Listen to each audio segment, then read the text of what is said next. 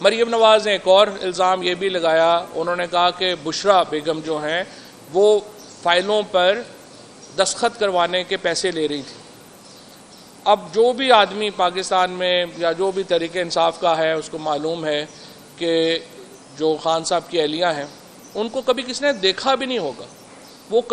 کبھی سوائے پناہ گاہوں کے دوروں کے لیے یا جو غریب ترین لوگ جن کے اوپر اتنا ایکسیس نہیں ہوتا یا دھیان نہیں جاتا، سوائے وہاں جانے کے کبھی انہوں نے کوئی سیاسی ایکٹیویٹی میں حصہ ہی نہیں لیا، کبھی انہوں نے کسی سے کوئی بات ہی نہیں کی ہے، اور ان کے اوپر مریم نواز مسلسل الزامات عائد کر رہی ہیں۔ اس لیے ہم نے فیصلہ کیا ہے، بشرا بیگم نے یہ فیصلہ کیا ہے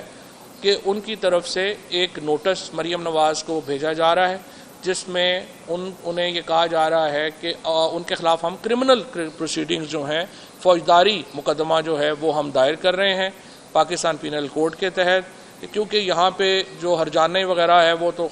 آ ہی نہیں رہا، لہٰذا ریپوٹیشن کو ڈیمیج کرنے کے اوپر ان کے اوپر جو ہے وہ کرمنل کیس کرنے کا فیصلہ کیا ہے، اور یہ بشرا بی بی کی طرف سے یہ نوٹس جو ہے وہ مریم نواز کو آج بھیجا جا رہا ہے۔ اسٹار نیوز جیو پاکستان کے لیے